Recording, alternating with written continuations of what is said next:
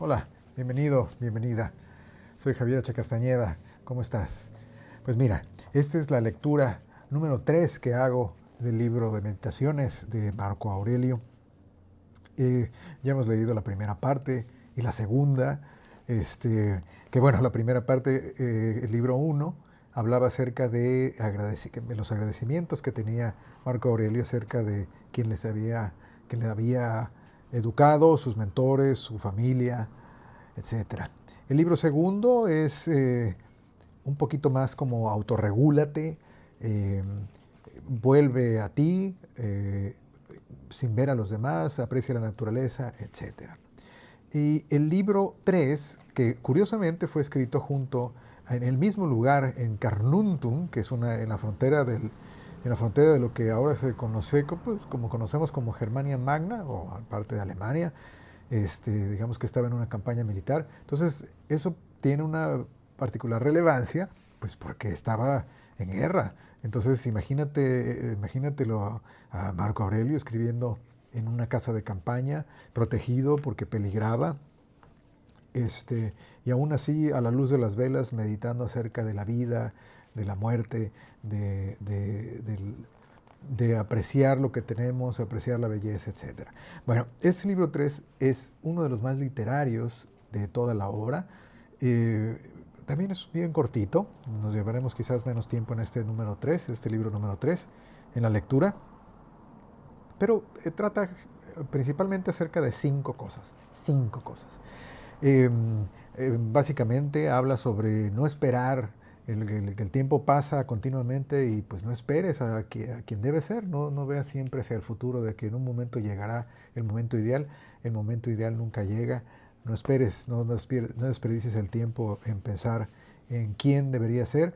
En un segundo tema sería encontrar belleza en lo imperfecto, no desperdiciar la vida, como número 3, no desperdiciar la vida pensando en lo que hacen los demás, ¿no? Un antiguo FOMO, ¿no? Que se llama Fear of Missing Out, pero pues imagínate en aquella época. Pero esto es particularmente relevante y por eso se le conoce tanto hoy en día al libro de meditaciones y las meditaciones en general, porque se aplican perfectamente a las vidas de Instagram, por ejemplo. Lo que siente uno al ver unas vidas privilegiadas, que probablemente en muchas ocasiones son manufacturadas, digamos, o sea, no son reales, son facturadas. Y pues también habla sobre la muerte, digamos que la muerte como parte del viaje. Ya habíamos hablado que en el libro 2 mencionaba que la muerte pues era parte de la, que no debías de temerla porque es parte de la naturaleza. Y por último, y lo más interesante, vivir en el presente, lo que realmente es parte de la filosofía estoica, ¿no? Vivir el aquí y el ahora. Entonces se lo voy a leer y pues iremos reflexionando. Sin más preámbulo. Libro 3. Conviene no solo hacerse la cuenta que la vida se consume de día en día y que se acorta la parte restante. Débase, mucho más, reflexionar otro extremo. Aunque el hombre viviere largos años, estará siempre incierto si le bastará la igual disposición de mente en que se hallare para comprender las cosas ocurrentes y la teoría encaminada al conocimiento de las cosas divinas y humanas. Por más que empiece a chochear, no le habrán de faltar, sin duda, la respiración, la nutrición, la imaginación, los movimientos y las otras funciones de este orden. Pero el vigor para disponer de sí mismo, para cumplir perfectamente con sus deberes morales, para analizar sus pensamientos, para resolver también si es ya tiempo de abandonar este mundo y para entregarse a todas las actividades que requieren una razón ejercitada, todo esto ya con anterioridad se extingue. Conviene, pues, apresurarse, no solo porque por momentos se avecina uno a la muerte, sino porque se pierde de antemano el conocimiento y la reflexión de las cosas ocurrentes, o sea, de las cosas que están sucediendo. Número 2. Ni dejan, además, de ser dignas de consideración verdades como esta. Hasta aquellas cosas que se sobreponen a las obras naturales tienen siempre un no sé qué de gracia y atractivo peculiar. Así, el pan que se cuece se agrieta en determinados lugares y las hendiduras así formadas, contrarias a lo que prometía el arte del panadero, ofrecen un cierto placer y excitan por modo particular el apetito. Del mismo modo, los higos en plena sazón se entreabren y las aceitunas reventadas de maduras, próximas a la corrupción, añaden al fruto una belleza especial. O sea, fíjate cómo está apreciando la belleza en las cosas simples, ¿no? Igualmente, las espigas que se doblan hacia la tierra, los pliegues que surcan en la frente del león, la espuma que emana del hocico del jabalí y muchas otras cosas, miradas en sí mismas, no ofrecen ninguna hermosura a la vista, pero por ser añadiduras que acompañan a las obras de la naturaleza, contribuyen a su embellecimiento y atractivo. De igual modo, si está el hombre dotado de sensibilidad y de inteligencia y es capaz de fijar altamente la consideración en cuanto pasa en el mundo, no encontrará acaso nada, ni aun en lo que acontece como adición natural, que no suponga una gracia característica. No se complacerá menos al ver en la realidad las fauces abiertas de las fieras, que en cuantas imitaciones nos presentan los estatuarios y los pintores. Con sus ojos perspicaces podrá hasta descubrir cierta madurez y sazón en la mujer y el hombre de mucha edad, como cierto hechizo en los niños. Otros muchos casos análogos se encontrarán no del gusto de todos, mas sí del hombre que se ha hecho verdaderamente familiar de la naturaleza y sus obras. Recuerda que esto está siendo escrito en campaña, en guerra, a las orillas del Danubio. 3. Hipócrates, después de curar muchas enfermedades, al cabo cayó enfermo él mismo y murió. A muchos habían predicho los caldeos la muerte, y no por esto dejó de llegarles también su día y su destino. Alejandro, Pompeyo y Cayo César, después de haber tantas veces destruido hasta los cimientos ciudades enteras y haber triturado en campo de batalla millaradas de elefantes y jinetes, también ellos al fin perdieron la vida. Heráclito, luego de tan prolijos estudios sobre el último incendio del mundo, enfermó de hidropesía y, recubierta de inmundicias la piel, murió. Murió Demócrito, comido de piojos, y piojos, bien de otra casta, quitaron la vida a Sócrates. ¿A qué todo esto? Te embarcaste, hiciste tu viaje, llegaste al puerto, desembarca. Si es para entrar en una nueva existencia, no echarás de menos a los dioses. No es para quedar del todo insensible. Cesarás en los dolores y los placeres, librándote de servir a un envoltorio corporal tanto más vil cuanto le sobrepasa la parte esclavizada. Esta es inteligencia y divinidad, aquel fango y sangre impura. 4. No malogres la parte de la vida que te queda en averiguar vidas ajenas, a no ser que te propongas algún fin útil a la comunidad. Te privas ciertamente de cumplir tu deber al revolver en tu imaginación lo que hace fulano y por lo que hace, que dice, que piensa, que trama y otras ocupaciones de esta índole que te distraen de la consideración de tu facultad rectora. Conviene, pues, no ensartar en la cadena de nuestros pensamientos lo que es temerario y vano, y más especialmente lo fútil y lo malvado. Hay que avesarse, además, a tener solo ideas tales que si alguien de repente te preguntare, bruscamente, ¿en qué piensas ahora?, pudiera responder al instante con toda franqueza, en esto, en aquello. Se dejará ver entonces, pronto y evidentemente, que todo lo tuyo es simple, bondadoso, digno de un ser sociable y diferente a los placeres, y en su conjunto las ideas de una vida voluptuosa. Un ser que no abrigue envidia, celos, desconfianza u otra pasión por la cual te fuera preciso avergonzarte al manifestar que la posee tu ánimo. El hombre que se muestra tal y que, sin más pruebas, pretende ser reputado ya por varón perfecto, viene a ser como un sacerdote y ministro de los dioses, consagrado al culto del numen que mora en su interior, y esto conserva al hombre puro de las manchas de la voluptuosidad, invulnerable a todo dolor, intangible a toda injuria, inaccesible a toda perversidad, atleta en la lucha más gloriosa, la que resiste al ataque de toda pasión, impregnado hasta lo más hondo de justicia, encariñado de todo su corazón con los acontecimientos y con cuanto integra su ser, rara vez entrometido y nunca sin necesidad absoluta y utilidad común en lo que pueda otro decir, hacer o pensar. No pone en práctica más que su tarea estricta y piensa sin cesar en la parte que le cabe en el repartimiento de destinos en el universo.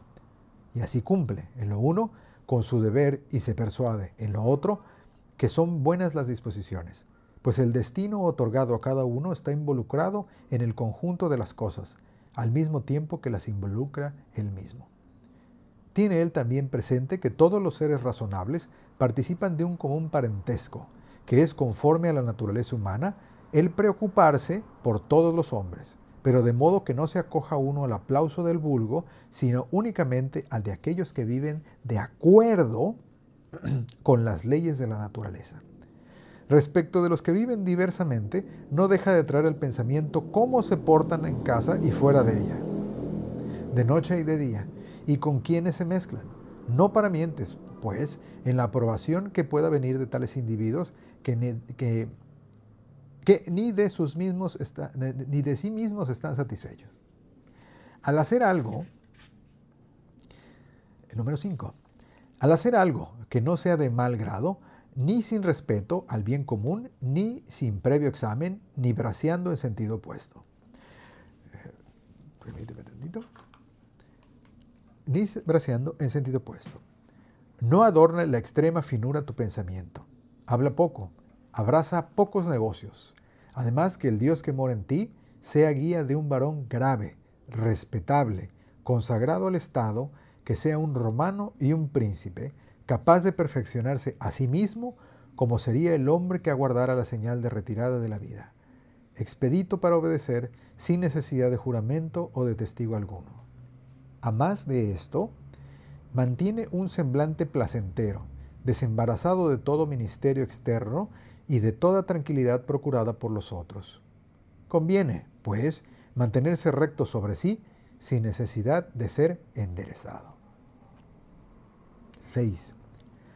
Si hallares en el discurso de la vida humana un bien superior a la justicia, a la sinceridad, a la cordura, al valor y, para decirlo de una vez, al bien de una inteligencia complacida en sí misma, en tanto conforma tu conducta con la recta razón y satisfecha de su destino, por lo que toca a las cosas espontáneamente repartidas al azar. Si hallares, digo, un bien de mejor condición, abrazándolo con toda el alma, disfruta enhorabuena de este bien supremo que descubres. Pero si no descubres cosa alguna más excelente que este numen que en ti ha establecido su morada, que tiene a raya los instintos personales, que vigila las ideas, que se desprende, como decía Sócrates, de los halagos de los sentidos, que se subordina a los dioses y tiene cuenta con la utilidad del prójimo, si hallares que toda otra cosa frente a él es mezquina y sin valor, no des cabida en ti a otro afán, puesto que, una vez te hubieras rendido e inclinado hacia éste, no podrías sin marcada violencia dar el primer lugar a aquel bien supremo, propiamente tuyo. No es conforme a justicia, en efecto, que se oponga al bien propio de la razón y de la sociedad nada que sea extraño a su naturaleza, como el aplauso de la turba, el poder, la riqueza, el goce de los placeres. Todas estas cosas, aunque parezcan momentáneamente convenientes a la naturaleza, se enseñorean luego de nosotros y nos arrastran a la deriva. Tú, repito, escoge de buena fe y libremente lo mejor y afírmate en ello. Pero lo mejor es lo útil. Si se trata de tu utilidad como ser razonable, pugna por mantenerte en ella. Pero si no atañe más que a tu apetito, manifiéstalo y sin orgullo conserva un juicio recto. Procura sencillamente hacer sin tropiezos este examen interior. 7. Nunca juzgues útil para ti mismo lo que tal vez te obligue algún día a quebrantar la palabra dada, a renunciar al pudor, a odiar, recelar, imprecar, disimular, desear lo que solo puede hacerse a puertas cerradas y tras las cortinas. El hombre que a todo antepusiere su inteligencia, su genio interior y los misterios del culto debido a la gloria de éste, ese hombre no representará una tragedia, no se entregará al llanto, no representará una tragedia, prescindirá de la soledad como de la muchedumbre y lo que más, vivirá sin aprestarse y sin huir de la muerte. No se inquietará por gozar, durante un intervalo más o menos largo de tiempo, de este soplo que rodea su cuerpo, que, aunque conveniere desprenderse de él al mismo punto, marchará tan ágilmente como haría en cualquier otra de las funciones de la vida, moderada y decorosamente. La sola cosa que procura durante toda su vida es preservar su inteligencia de una deformación contraria a la naturaleza de un ser inteligente y sociable. 8. En la inteligencia del hombre que sea corregido y acrisolado, nada puede encontrarse infeccioso, manchado ni purulento. Su vida no está por llegar al término de la perfección cuando se le arrebata el destino, como se diría del actor trágico que se retirara sin haber terminado el papel hasta el desenlace. Además, nada hay servil en él, ni afectado, ni excesivamente postizo o disociado, nada sujeto a cuentas ni encubierto. 9. 9. Reverencia a la facultad opinativa. Todo depende de ahí, para que jamás se introduzca en tu recta razón una opinión repugnante con la naturaleza y con la constitución del ser racional. Esta facultad anuncia los peligros de la imprevisión en el juzgar, las buenas relaciones con los hombres y la obediencia a los dioses. 10. Desechado pues de ti otro cuidado, pon solo la atención en unos pocos preceptos. Y acuérdate que cada uno no vive más que el presente, indeciblemente pequeño. El resto de la vida o ya se acabó de vivir o es incierto. Brevísimo es, pues, el instante que cada uno vive. Brevísimo el espacio donde habita, brevísima la fama de la posteridad.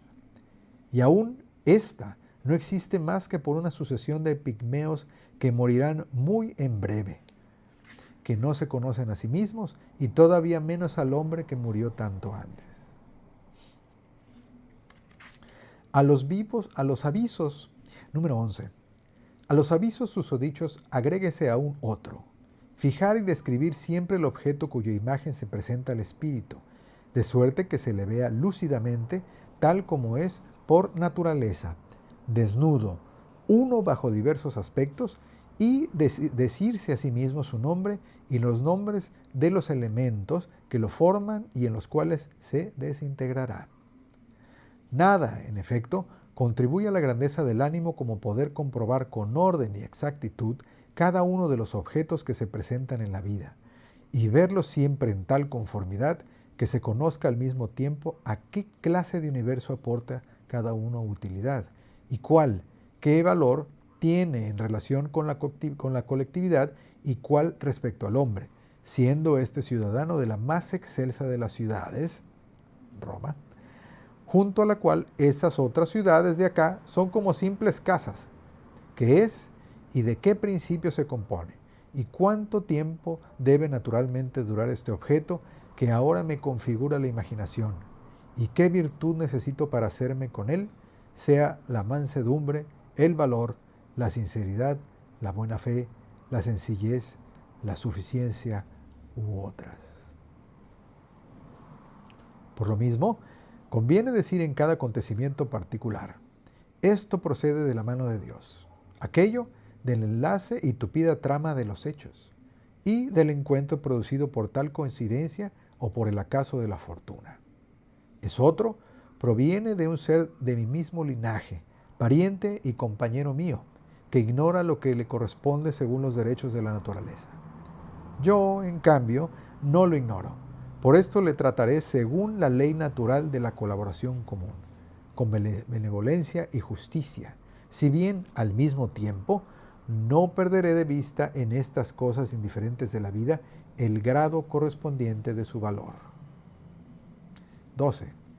Si ejecutas la acción presente siguiendo la recta razón, celosamente, con firmeza, benevolencia y sin preocupación superflua, antes bien, conservando tu genio constantemente puro, como si debieras restituirlo al punto. Si añadieres la condición de no esperar nada, ni nada evitar, dándote por satisfecho con el trabajo presente, conforme a la naturaleza y en cuanto digas o propongas con una sinceridad heroica. Vivirás feliz y nadie podrá impedírtelo. 13. A modo que los cirujanos tienen siempre a mano los aparatos y los hierros de su profesión para los servicios urgentes, así deberás tú tener prontos los principios para poder entender las cosas divinas y humanas, y para efectuar cada una de tus acciones, hasta las más pequeñas, en tal conformidad, recordando la conexión recíproca de ambos órdenes de cosas, por lo que no harás cosa alguna en beneficio de los hombres, si no lo relacionas con las cosas divinas, ni al contrario. 14. No vagabundes más, que no has de tener tiempo para releer tus notas, ni las antiguas historias de los romanos y los griegos, ni extractos de tratados que había reservado para tu vejez. Apresúrate, pues, en llegar al fin. Despídete de las vanas esperanzas y mira por tu bien, si tienes cuenta contigo mismo, hasta que sea posible. 15. No se conocen todas las acepciones de las palabras. Hurtar, sembrar, comprar, reposar, ver lo que cumple hacer. Y esto no se puede ver con los ojos corporales, pero sí gracias al otro sentido de la vista interior. 16. Y este es el último párrafo de este libro. Y es el más filosófico, vamos a ver. 16. Tenemos cuerpo, alma e inteligencia. Del cuerpo son las sensaciones, del alma los instintos, de la inteligencia los principios. De recibir impresiones por medio de las ideas de los objetos, los mismos brutos son capaces. De ser impetuosamente agitado como títeres por los instintos, también las fieras, los andróginos, los falarios, los nerones son capaces. De tomar la inteligencia por guía de lo que aparecen deberes, también son capaces los que no veneran a los dioses. También son capaces los que traicionan a su patria y cometen toda clase de infamias a puertas cerradas. Sí, pues, todo esto es común. Sí, pues, todo esto es común a los seres antedichos. La prerrogativa del hombre virtuoso es acoger con amor y satisfacción a lo que sobreviene y se entrelaza con la vida. Este es una característica frase estoica, ¿no? Amor fati. Ama lo que te sucede.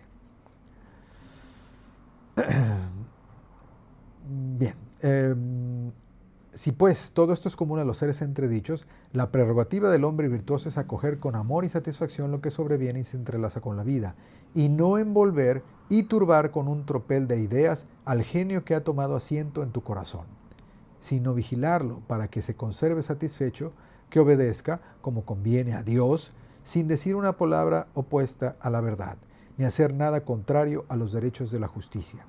Si los hombres rehúsan creer que vive uno con simplicidad, modestia y buen ánimo, él no deberá enojarse con nadie ni desviarse del camino que conduce al término de la vida, que se debe esperar puro, tranquilo, despejado, acorde sin repugnancia alguna con la suerte que le cupiere. Y esto es el fin del capítulo, la última párrafo del libro 3, y fue escrito en Carnunto, que era un campamento militar a orillas del Danubio. Y seguramente peleaba con los germanos, ¿no? Si recuerdas esa película muy famosa, Gladiador, justamente ese es digamos que sería el evento, ¿no? Está Marco Aurelio enfrentando a los germanos, que germano viene de dos palabras, ger y man, que quiere decir palo y hombre, o sea que eran hombres que peleaban con garrotes, imagínense, salvajes para ellos, ¿no? Salvajes comparados con los romanos. Entonces podrías imaginarte, yo no me imagino a Marco Aurelio tan grande ya, como aparece en la película de Gladiador, que es el principio de la película, pero me imagino sí el momento, ¿no? La campaña, la guerra y lo que sucedía a su alrededor. Bueno, hemos llegado entonces al fin de la lectura del libro 3 del libro Meditaciones de Marco Aurelio. Pronto será el cuarto libro y pues claro, te dejo por aquí y por acá los otros videos que ya había yo grabado acerca del libro primero y el libro segundo para que los visites y los escuches con calma. Te agradezco mucho que hayas llegado hasta aquí. Mi nombre es Javier H. Castañeda. Sígueme. Tengo muchas recomendaciones, sobre todo en formato short, en los shorts, pero también empezaré a hacer videos largos acerca de otros libros interesantes. Por ejemplo, voy a empezar con un libro de ensayos de Michel de Montaigne que me solicitó un seguidor. Te agradezco mucho y nos vemos.